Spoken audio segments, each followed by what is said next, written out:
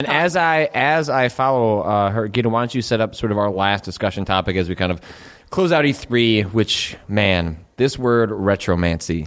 What a Please good explain this badass word to me. Okay, so someone, I don't know who on Twitter, tweeted out this Lee Alexander article. Offworld has been doing some of my favorite E3 coverage. I haven't really been paying much attention to E3 stuff. So I've been catching up, sort of catching tail ends. Mostly been watching the Giant Bomb coverage because I'm really proud and happy about Austin Walker. It's his first E3. Yes. He's killing it. And Brad Shoemaker's hair is great. Which is also killing it. His hair is fucking killing it. But yeah, I've been reading like Offworld stuff, and their roundup of the Sony press conference, I think, was one of the better pieces of E3 coverage I've ever seen, and like all the time I've been paying attention to games criticism, which has been for at least since like my junior year of college. And Lee was talking a little bit about just what is the purpose of E3, and like what is the purpose of us paying so much attention to it, but at the same time, they play this. She can know cognitively that this is just an enormous, this is a crude way of phrasing it, but I'm me. It's sort of like we are kind of just like sucking the dicks of these giant corporations. I was going to say circle jerk, so yeah, we're in the same. It's a penis-oriented metaphor right now. But yeah, like it is like a dick-sucking competition right now. Who can jerk off, Square and Sony the most? But like, she will watch the Final Fantasy VII remake trailer and she'll start to cry. Like, and I get that too. Like, I saw the trailer, the gameplay footage for The Last Guardian. I love Ico, and I absolutely love Shadow of the Colossus. I actually did like a significant presentation on Shadow of the Colossus for a new media class in college because I just thought it was like one of the most beautiful things I'd ever seen. So I'm still psyched for The Last Guardian. But at the same time, like, it's this weird mix of like genuine childlike enthusiasm, but deep adult cynicism where I know that nothing will ever be as good as how I want it to be in my head. And really, by playing Final Fantasy VII again, we are just like regressing into our childhoods a little bit instead of engaging with new forms of storytelling and newness in general.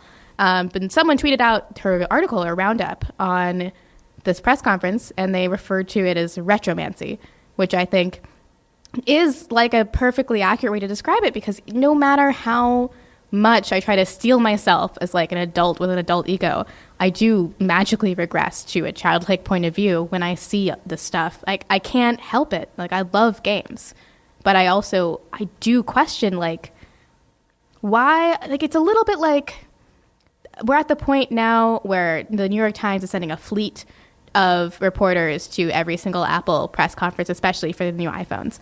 And it just looks ridiculous. And I feel like we have always looked this ridiculous. And there's got to be a point where maybe not every single outlet is covering the same stuff in the same exact way. And so at this point, if you didn't go to E3, you'd still get all the scoops. And I didn't go. You didn't go. And you're covering it right now, So, but I do like this point of like I love that term retromancy, because it's sort of, I think we can sort of belittle E3 and talk about like it's consumerism and like just all these corporations just trying to like sell you stuff, and like it's totally true. But then, goddamn, there's always like one thing that like cuts you off at the knees. And it sounds like with you, I was like looking for that Mass Effect trailer, and like Final Fantasy VII, The Last Guardian. Like, there's always something that just like hits you in the gut, and it's like this combination of nostalgia combined with nostalgia. But it's like, and in like Lee's piece, she talks about like this idea of when as an adult, where you feel like you've grown up and you've moved past that stuff, but then like you also haven't, right? Like there's a reason like nostalgia is so powerful, that like certain things can remind you of a moment in your life, whether it's someone you loved or someone you lost, or like whatever the case may be, or a game that you loved or a movie you loved. And then suddenly it's just like, shit. Like, yeah, I mean, for me, Ico was like the first time I really realized I loved games and was interested in them at all, as like in an adult way, where I was interested in deeply like unraveling Ico. That's what I wanted as I played it, was to just spend so much time in that world. So like obviously like seeing any kind of gameplay footage from The Last Guardian is just I'm not gonna be able to turn on my higher brain at that point. It's just sort of like I'm 10 again, and I'm watching my brother play Ico on the couch, and he's explaining to me how he was on the other side of that bridge an hour ago, and it took him that whole hour to figure out this one puzzle. And it's just I at the same time, like we've opened this show with me saying capitalism is the devil, and I think really E3 is just a giant event that is in service of enormous corporations that don't do a lot to actually further video games as a medium. But God damn it, I really fucking want The Last Guardian. Like, I want to play that game really bad. Well, it reminds you why you fell in love with video games, right? And like at the same time that yes, video games are corporations, it's all in service of this giant industry, and it's all kind of a machine that like grinds people out and is in service of a lot of different things. It's an entertainment medium, right? Like it's just like a lot of things in which like they have to sell things in order to make the things, and like but then occasionally you get a game like Last Guardian that even when it's created within the system, it's like, man, you're actually glad it was made in the system, because like if that game was made as like an indie thing, like it wouldn't look like that. Like it wouldn't have the same impact. And those games don't happen all that often, but when they do, they're so special. Yeah. And just the painterly effect on that griffin's feathers, where it looks like an oil painting, like slowly changing colors, and like the lighting effects on all of those games, where it always looks like golden hour. Like they're so beautiful, and it needs the backing of that giant corporate machine, because otherwise, you're right, those games wouldn't be made in that way, and they might not be quite as beautiful or as expansive or tightly, wound and polished. But it's just always E3 for me is like this competition between two desires, which is one is to just play and love video games, and the other is to maybe point out the things that could be better about them. So I don't know. It's complicated. It's complicated. Nothing in your adult life is simple. Boy, don't I know that. Is there any like sort of franchise that sort of like makes you abandon all rational thought? It was the Final Fantasy VII trailer, because I still so you were in that group. I still have my PS2, and I occasionally still go hunt for golden chocobos. No shit. Oh my god. Yeah, I still have the thick one that came out with the hard drive when you could buy Final Fantasy XI. Wow.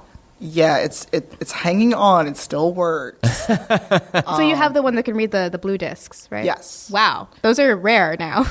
So come over. We can have some chocobos. Yeah, that sounds actually. Let me hit you up. like I'll DM you my address. Like for me, because I grew up. Well, I think I'm a little older than both of you. Well, I don't want to make everyone reveal their age if that's weird. I don't care. I have no shame. Okay, I'm 30. Number one, black don't crack, so you're fine. Okay, we can play my favorite guessing game. How old do you think I am? All I can say I'm is gonna over let 30 Gita do at that this one. point. So, like, for me, black people reach a certain age where, like, they're definitely above 30, and then I have no idea how old they are. Like, that's it. My parents are both in their 60s, but they look like about 45, and like my mom is just now getting wrinkles. So it's impossible. I can't guess. I have no idea. 31. Oh, you're so sweet. I'm totally going to buy you a beer later.